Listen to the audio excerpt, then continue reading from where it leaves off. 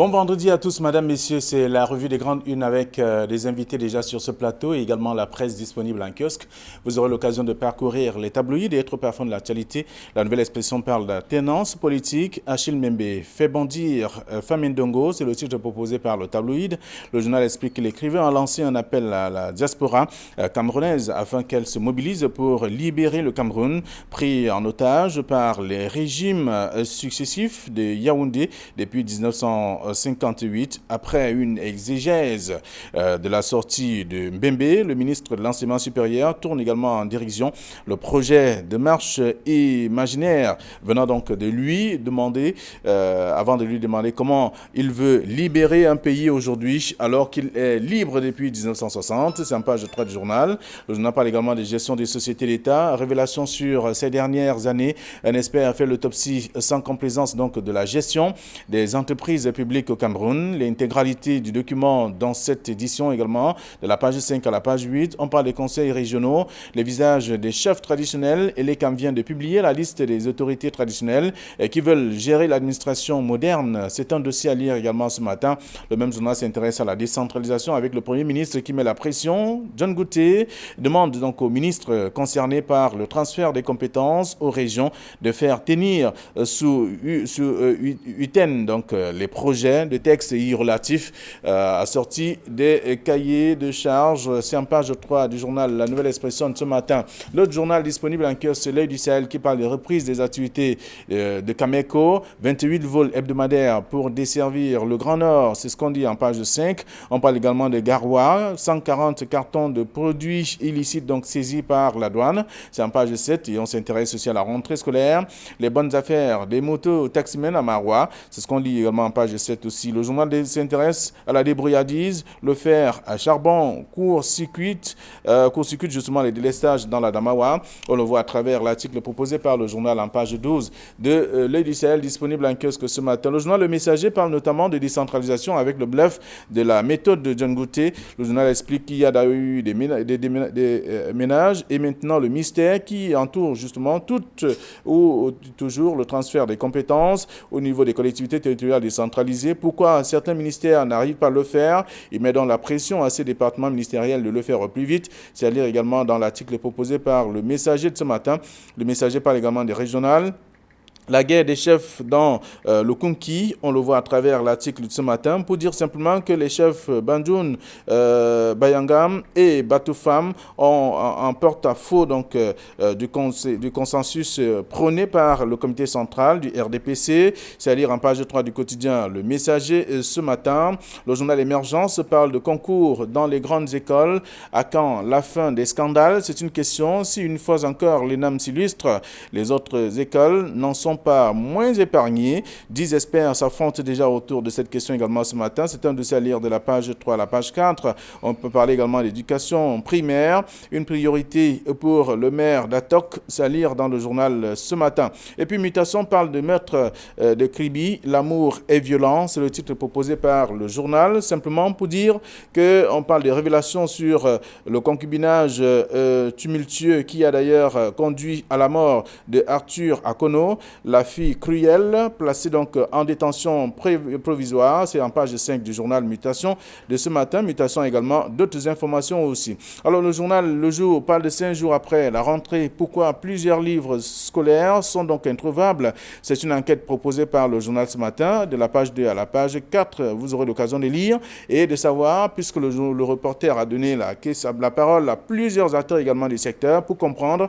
pourquoi certains livres sont donc introuvables sur le marché. C'est à découvrir dans le journal. On parle également d'autres choses dans le numéro de ce matin, en parlant notamment de l'enquête du JICAM, où on parle de 2 petites et moyennes entreprises sur 3 qui ont donc des problèmes de trésorerie à cause notamment du Covid-19. On le voit bien à travers cet article aussi. Cameroun Tribune parle des rentrées scolaires et Covid-19. Il faut renforcer la vigilance. C'est d'ailleurs la prescription du Premier ministre. Voir également sur le terrain comment faire pour éliminer ou alors chasser hors du pays ces virus qui terrorisent davantage les populations. C'est à lire dans le journal journal ce matin. C'est un dossier de la page 2 à la page 3 de Cameroun Tribune qui a également d'autres informations ce matin. Et puis le journal L'économie parle donc d'infrastructures. Campo, ville est inaccessible. C'est le journal qui le dit. L'envol économique et touristique donc de cet arrondissement est pris donc en otage par un enclavement inédit. C'est le dossier proposé par le numéro de ce matin. Et d'autres informations parlant de transport aérien. Cameco annonce donc la reprise de ses vols domestiques. C'est ce qu'on peut lire aussi à la suite de ce journal. Et on parle également du soir hebdomadaire qui est disponible en kiosque, qui revient et nous rappelle la journée mondiale de l'habitat 2020. ONU Habitat donc félicite le Cameroun avec tout ce qui a déjà été fait, et même s'il reste encore à faire dans le cadre de la construction des logis pour des populations. C'est le dossier que je vous invite à lire dans le journal Le Soir hebdomadaire de ce vendredi. Voilà ce que la presse nous propose. Georges Semé, bonjour et bienvenue. Merci à vous, M. Nogo. Bonjour à tous nos téléspectateurs et à mon copanéliste. Très bien. Votre copanéliste, c'est bien entendu avec Villandjeli. Bonjour. Bonjour Fabien, bonjour à ceux qui nous regardent ce matin. Permettez-moi de faire un coup de cœur. Je vais dire bonjour aux policiers de l'aéroport international de Douala qui font certainement un mauvais travail, mais également qui monnaient le passage de ceux qui accompagnent les voyageurs. Vraiment, les gars, félicitations à vous. Ce n'est pas de votre faute, on peut comprendre, c'est le système et chacun doit se nourrir là où il se trouve. Bravo. Merci. Alors, vous gardez la parole pour parler justement de l'alternance politique. Achille Mbembe qui fait bondir Famille Ndongo, c'est le titre de la nouvelle expression. Oui, il faut dire que c'est une passe d'armes entre l'écrivain camerounais et le ministre de l'Enseignement supérieur, entre autres secrétaire général du parti RDPC. Il faut quand même dire que Achille Mbembe a commis il y a quelques jours, n'est-ce pas, un écrit pour sensibiliser les Camerounais de l'outre-mer sur la nécessité, n'est-ce pas, de faire partie du chef de l'État en se mobilisant. Et en invitant également tous ceux qui peuvent l'aider, tout moins, à acter dans ce sillage-là.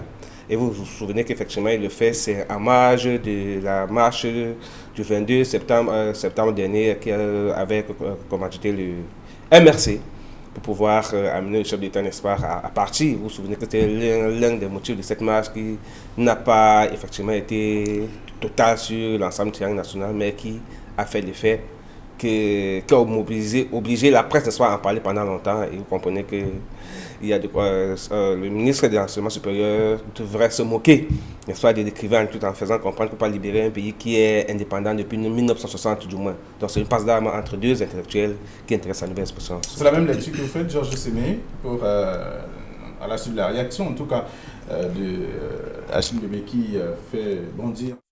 On le constate. Et Famille Ndongo qui estime que le Cameroun est libre depuis 1960. Je fais à peu près la même lecture que mon confrère Hervé Villandjeli, mais je crois qu'il faut d'abord peut-être présenter les deux acteurs qui sont aujourd'hui présentés par nos confrères de la nouvelle expression. Monsieur Achille Mbembe, tout le monde le sait, c'est d'abord un grand philosophe, un écrivain et un historien. Il est également universitaire. Au même titre que M. Jacques Famille Ndongo, qui est ministre d'État, ministre de l'Enseignement supérieur, mais qui est également essayé, je crois que c'est à ce titre qui prend la parole pour répondre à M. Achille Mbembe. Il est également secrétaire national à la communication du comité central du RDPC. Et ce n'est pas la première fois que M. Jacques Famille Ndongo répond aux opposants du régime qu'il défend. On a vu ses multiples sorties lorsque il y avait des précédentes sorties du président national du MRC. Il s'érigeait en correcteur des sorties du président du MRC. Il y a des sorties qu'il a également effectuées pour rappeler alors d'autres opposants au régime qui est le sien aujourd'hui. Donc je crois que ça rentre, comme l'a dit Hervé Villard, dans la situation socio-politique actuelle de notre pays, qui a une conséquence bien évidemment sur la diaspora du Cameroun. Et c'est cette diaspora qui a été appelée par Achille Mbembe d'effectuer un sursaut pour qu'il y ait alternance au Cameroun. Et Jacques Famille Ndongo estime qu'il y a encore cette fois-ci des corrections idéologiques à faire dans la sortie de M. Achille Mbembe, notamment sur le rôle de la diaspora, mais également sur le statut du Cameroun qui selon lui est libre déjà depuis plusieurs années, depuis 1960. Alors, c'est ce que le journal propose en page 3 ce matin, et les lecteurs vont lire également cet échange épistolaire dans le journal La Nouvelle Expression. Voilà, donc à côté de ce titre, il y a également, on parle aussi de la décentralisation avec le Premier ministre qui met donc la pression. On le voit dans le journal en page 3 de La Nouvelle Expression. John Gauthier qui demande donc au ministre concerné par le transfert des compétences aux régions de faire tenir donc sous UTEN les projets des textes irrelatifs assortis justement des cahiers de charges. Et le Messager qui propose également le même titre qui s'intéresse à cette même actualité avec plutôt un titre différent, avec le bluff de la méthode de John Gauthier. Oui, il faut dire que la décentralisation, l'accélération de la décentralisation fait partie des points importants des recommandations du grand dialogue national. On a pensé effectivement que pour décrypter l'ambiance, des crises qu'il y a dans les différentes régions, notamment dans le nord-ouest, il était question que l'on fasse passe au transfert de pouvoir dans les régions, afin que chacun puisse se prendre en charge, chaque région puisse se prendre en charge elle-même. Il était donc question que cette décentralisation soit rapidement, qu'elle soit effective en fait, qu'elle soit effective et qu'on donne le pouvoir aux personnes pour pouvoir commencer à l'exercer. Et on se souvient que depuis qu'on avait créé ce département, qu'on avait créé ce ministère et qu'on avait nommé un ministre, on n'a pas encore vu sur le terrain, n'est-ce pas, les actions concrètes et réelles même de ce ministère. On n'a pas encore vu même la nomination des représentants dans les différentes régions et même dans les différents départements. C'est à ce niveau-là qu'on pensait qu'effectivement que la décentralisation pouvait commencer à être réelle. Parce que sans représentants dans les régions et les différentes parties du Cameroun, il est difficile qu'à partir de Yaoundé, on décrète la décentralisation. Il fallait déjà qu'on passe par les représentants en déléguant des pouvoirs, comme c'est le cas dans tous les autres ministères du Cameroun. Et donc je pense que la réunion que le Premier ministre a tenue il y a quelques jours avec le ministre de la décentralisation et d'autres ministères important dans le cadre de cette décentralisation vise effectivement à rendre cette décentralisation effective. Et c'est une forme de pression qu'on met au ministre de la décentralisation pour que ce ministre s'exécute rapidement. Parce que, comme je rappelais tout à l'heure, c'est l'une des recommandations du grand dialogue national. Et peut-être en passant par là, on aura moins de problèmes et que le Cameroun peut-être va commencer à retrouver cette paix qui nous échappe depuis un certain temps. Alors, lorsqu'on fait le tour, on lit en tout cas le traitement de ce sujet dans la presse, on a l'impression qu'il y a certains ministères qui font la tête dure, qui ne respectent pas le transfert des compétences ou alors les délais. Oui, je vais vous prendre tout de suite au mot. Vous avez parlé de tête dure. Et je fais observer que depuis l'effectivité de la décentralisation, l'effectivité officielle de la décentralisation depuis les lois du 22 juillet 2004, je crois, la décentralisation n'a pas toujours été celle dont les Camerounais s'attendent. Non seulement les Camerounais, mais ceux qui ont initié ce projet. Je vais vous donner quelques chiffres. Vous savez que les collectivités territoriales décentralisées sont les communautés urbaines, les communes et les régions. Et je crois que si mes souvenirs sont bons, c'est en 1988 que les provinces sont devenues des régions. C'était un début de la décentralisation. À ce jour, et peut-être les spécialistes vont me corriger, les communautés urbaines, les compétences qui ont été transférées aux communautés urbaines sont aujourd'hui au nombre de 22. 22 seulement. Quant aux communes, elles ont reçu 54 compétences transférées et je crois que les régions en ont reçu 68. Je crois que c'est un bilan assez maigre alors qu'on a une cinquantaine de ministères avec des centaines et des centaines de compétences qu'il faut transférer. Donc, je crois que c'est une question actuelle. La décentralisation, l'État, les dysfonctionnements de la décentralisation sont aujourd'hui à l'origine de la malgouvernance. Je prends seulement le cadre des projets. Certains projets aujourd'hui ne sont pas aboutis, ne sont pas réalisés ou alors ne sont pas finis parce qu'il y a un problème de mise en œuvre de la décentralisation. Tout simplement parce qu'il y a des compétences qui ont été transférées, mais les moyens n'y sont pas du tout. Et je salue fort opportunément la réforme qui a été engagée en 2018 sur le passage des projets aux dotations. On ne va plus transférer les projets, on va transférer désormais les dotations. Donc je crois qu'il y a un effort qui est fait par le gouvernement, mais je crois encore qu'il y a une sorte de réticence de la part de certains ministères qui ne veulent pas transférer effectivement leurs compétences et qui pourtant qui ont des moyens. Et il y a quelques années, il y a 2 ans de cela, je crois que la dotation générale de la décentralisation a été augmentée. Est-ce que ce n'est pas aussi une peur de perdre le pouvoir? Effectivement.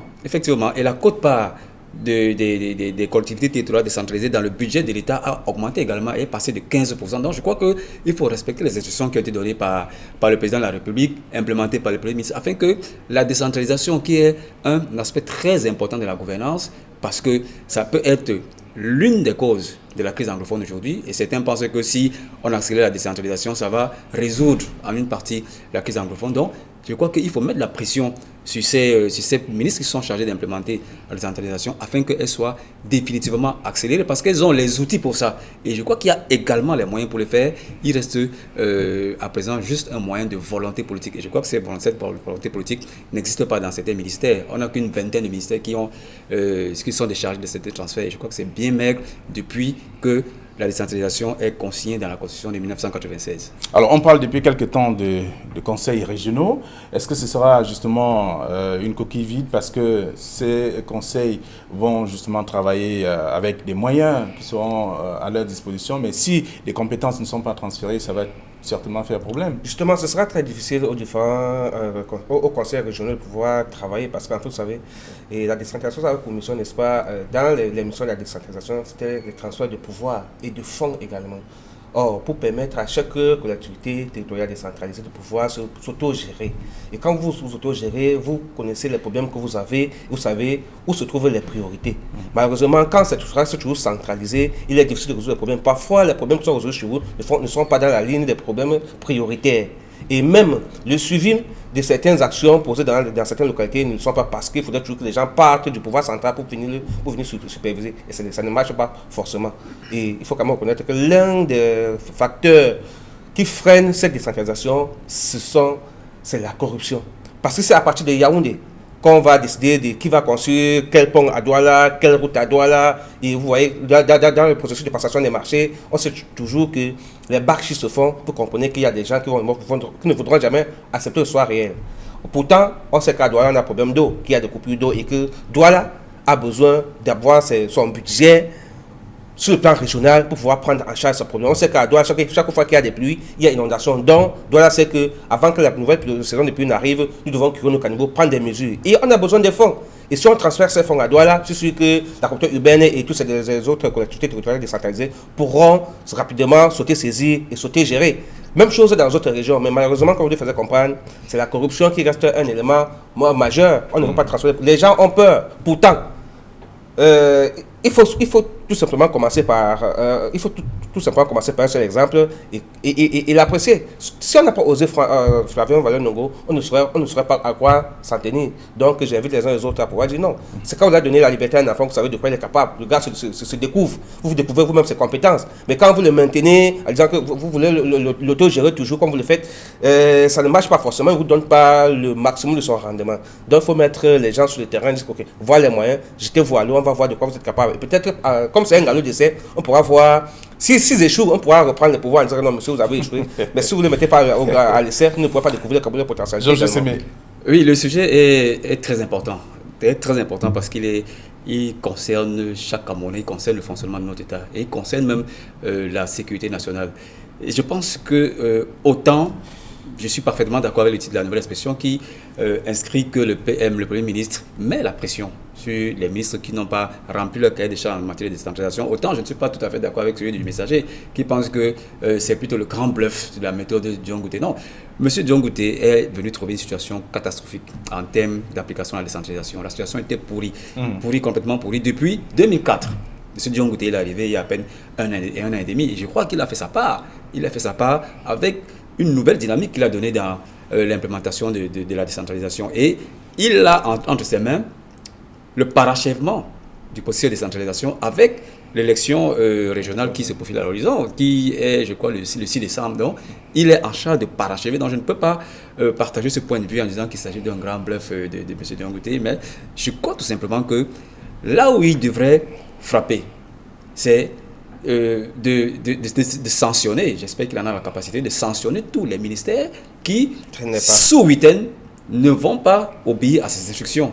Et là, on pourra dire qu'il s'agit effectivement d'un grand bluff de M. Dion Ngouté, mais je crois qu'il a trouvé une situation assez déplorable. Le bluff ne viendrait pas de lui. Voilà. Il peut mettre de la pression et les autres n'exécutent pas. Aussi. Effectivement. Alors, donc, c'est après le résultat de l'injonction qu'il a donné qu'on verra si effectivement il s'agit d'un bluff de sa part ou pas. Mais la situation était déjà telle qu'il ne pouvait que constater les dégâts et il est actuellement en train de colmater simplement les brèches. Alors vous aurez à lire cette question, je veux dire ce sujet dans la nouvelle expression en page 3 et la grande une en tout cas du journal ce matin, le messager en page 4 également.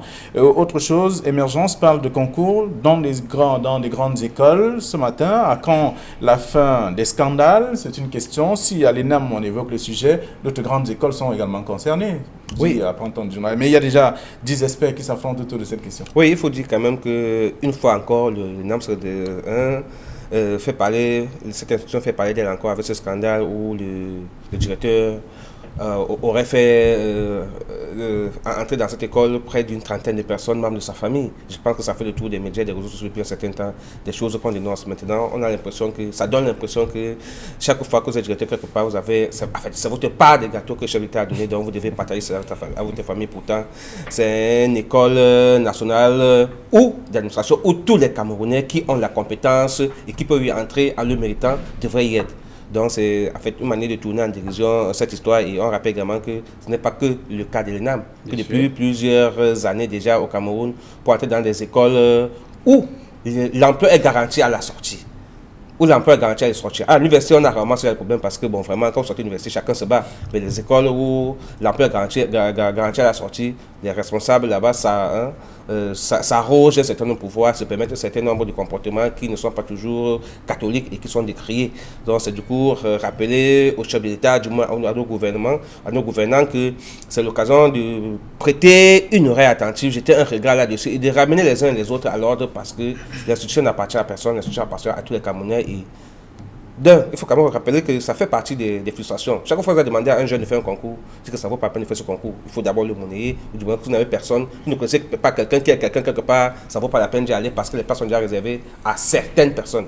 Non, mais je pense qu'il faut faire la nuance. Il y a Oui, ceux qui vont à l'ENAM qui n'ont rien. Je rappelle, je dis que ce sont des comportements comme ce que nous sommes en train de décrire sur ce plateau qui confirme la pensée des jeunes qui pensent que la France, selon laquelle, autant pour moi, pour ne pas me répéter, selon laquelle n'entrent dans cette école que des personnes qui ont des personnes haut placées. Et qu'on leur place que le concours. Il faut avoir quelqu'un quelque part. Exactement, que le concours qu'on fait même, voilà. Ce n'est que de manière, c'est juste pour voiler les yeux des uns et des autres. Les places sont déjà réservées en fait. On passe seulement à accompagner les autres, mais pourtant on le mérite. Il faudrait justement que ce genre de choses n'arrive plus pour qu'on donne les mêmes chances à tous les Camerounais pour pouvoir accéder à ce genre d'école. Parce qu'en fait, à la fin, c'est au Cameroun qu'on veut gouverner, et si on est Camerounais, on pense également qu'on a sa place là où on le mérite.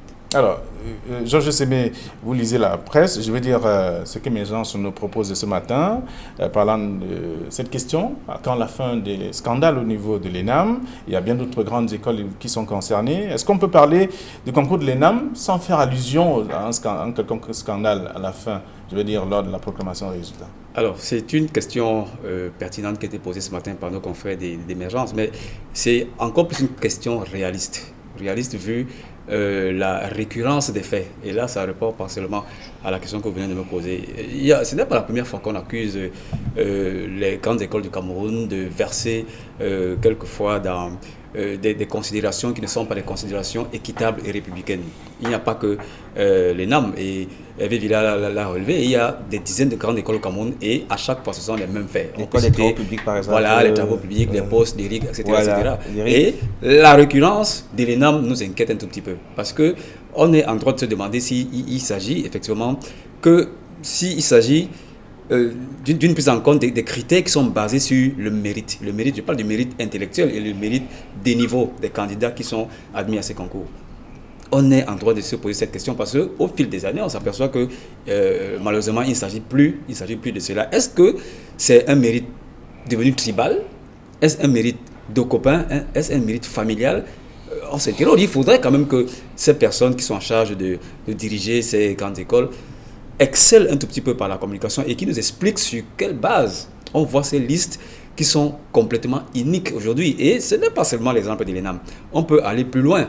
Et c'est pour ça que j'aurais bien voulu, pas parler des grandes écoles, mais parler des concours. Parce qu'il y a un autre scandale avant celui de l'ENAM qui concerne l'école africaine des métiers d'art et de l'urbanisme, où des Camerounais se sont présentés et on a vu une liste où il y avait des candidats qui étaient originaires d'une seule région à 100%.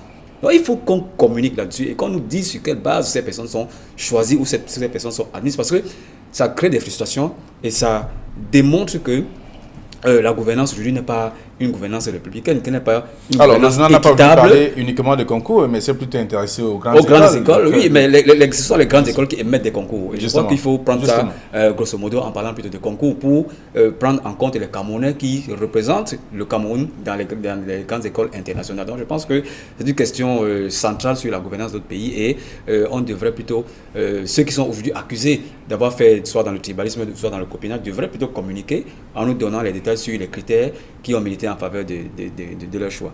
Alors, c'est le dossier de Oui, je l'urgence. voulais ajouter que, Flavien, quand on fait ce genre de recrutement et que la presse passe son temps à le dénoncer, c'est effectivement pour rappeler aux uns aux autres que c'est vrai que les Camerounais ont, par le mérite, le droit d'être partout, ils peuvent être. Mais il y a également qu'on devrait, au lieu de penser seulement à placer les personnes qu'on aime bien, penser qu'on doit construire une nation forte qui est dans le contexte de la globalisation en concurrence avec les autres nations. Et je pense que dans le contexte de globalisation et de concurrence, c'est le mérite qui devrait primer. Parce qu'imaginez-vous que vous êtes en train de challenger, vous allez au challenge avec les Nations Unies, vous allez avec le Nigeria, et que si vous ne mettez pas à des postes clés des personnes qui ont les capacités de pouvoir réagir, pouvoir interpréter, pouvoir façonner un certain nombre de choses, vous voyez donc qu'on sera réduit à ce dont on est réduit depuis un certain temps, c'est-à-dire qu'à la mendicité, à l'attente qu'on vient toujours nous mettre la perfusion de temps en temps et être absorbé par le monde. Dans le contexte de la globalisation, c'est le challenge, c'est la bagarre. Et chacun devrait s'exprimer, chacun devrait démontrer de quoi il est capable. Et on a besoin des hommes de qualité pour pouvoir faire un certain nombre de choses. Alors, c'est dans le journal Émergence ce matin. Vous aurez donc partagé cette dispute ou alors la réponse à la question avec des 10 experts déjà qui s'affrontent depuis quelques heures, selon notamment Émergence ce matin. Alors, Mutation parle de meurtre de Kribi, l'amour est violent. C'est le titre proposé par le tabloïd pour dire simplement ce qui s'est déroulé dans cette partie du pays où une charmante dame a ôté la vie à son copain pour une histoire de 20 000. Écoutez, le titre est très attrayant. L'amour et la violence, c'est le titre d'une chanson du chanteur franco-canadien Garou, qui a été aujourd'hui repris par nos confrères d'imitation. Le titre est attrayant, mais je crois que l'histoire est assez pathétique. Lorsque je refais le film de cette rocambolesque affaire pour une question de 20 000 francs CFA, elle a réussi à tuer son amoureux. Si je dis copain ou concubin, c'est péjoratif. Je vais dire amoureux parce que ça donne un peu de la gravité, du sens à la relation qu'il y avait entre ces deux personnes. Et pour une somme de 20 000 francs, je crois qu'elle a fait fort, comme on dit au quartier. Et ça prouve que la société camerounaise est profondément en délitement. La société en général est profondément en délitement. À plus forte raison, les relations interpersonnelles, que ce soit familiales ou amicales ou alors amoureuses, comme c'est le cas actuellement, il y a une crise de confiance. Et le sacro-saint Dieu, argent, vient davantage compliquer les choses. Et la situation qui se déroule à Kribi est pathétique. Heureusement que les autorités policières et judiciaires se sont saisies de l'affaire. Et malheureusement, Kribi s'illustre ces derniers temps par une actualité qui n'est pas très bonne.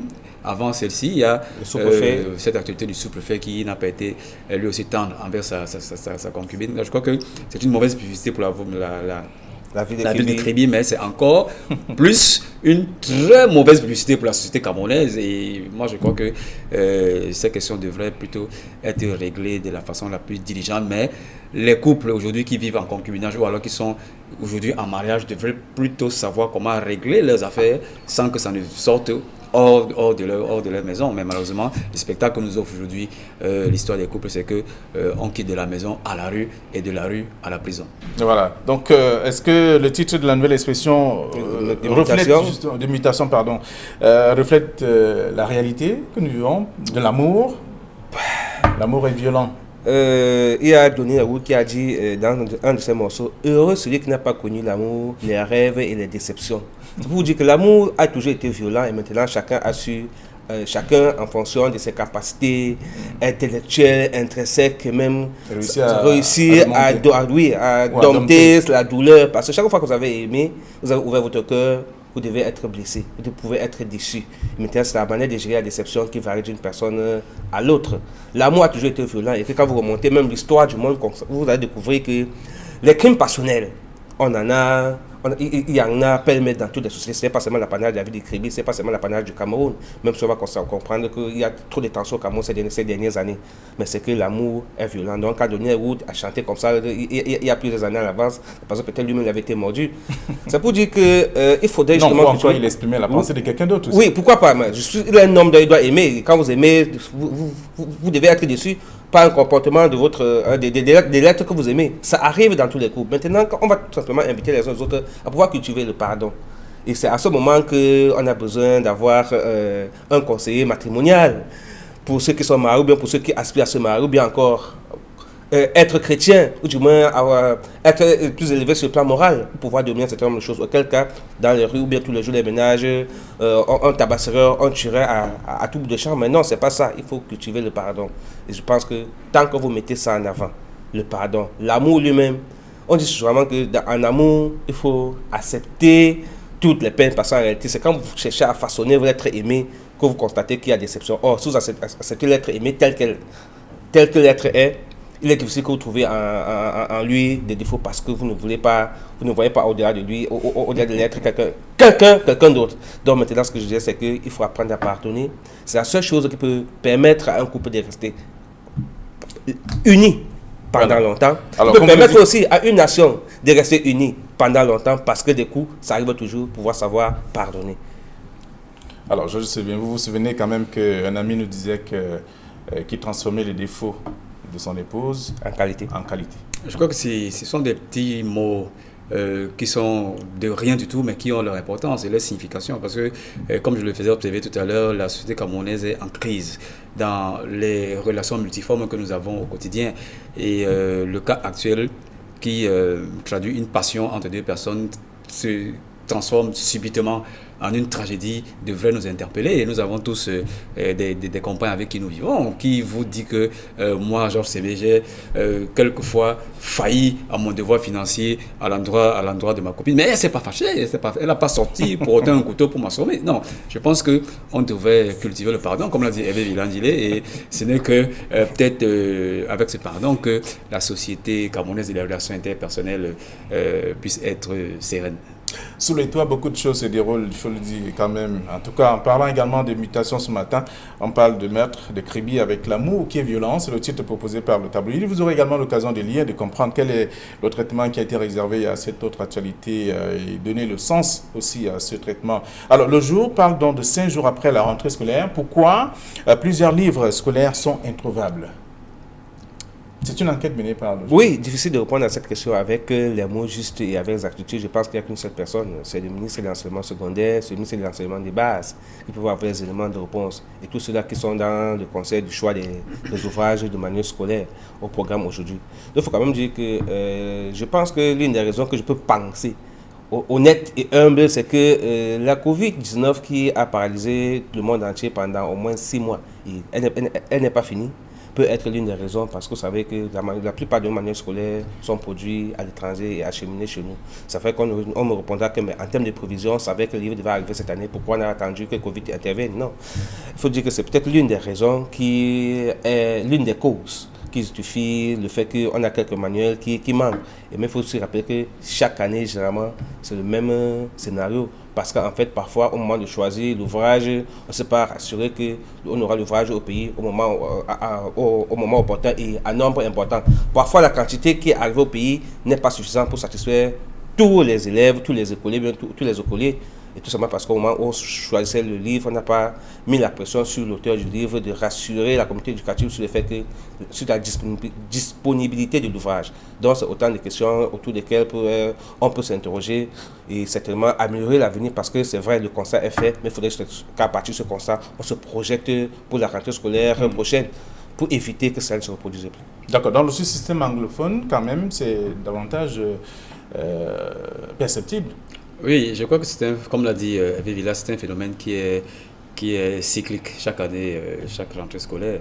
Et on ne saurait l'expliquer simplement par le Covid-19 qui a été à l'origine d'un frein de production dans le monde entier, mais également de la fermeture des frontières. Et vous savez que la plupart des livres qui arrivent au Cameroun sont édités à l'étranger. Donc ça pourrait partiellement expliquer le fait qu'il manque certains livres.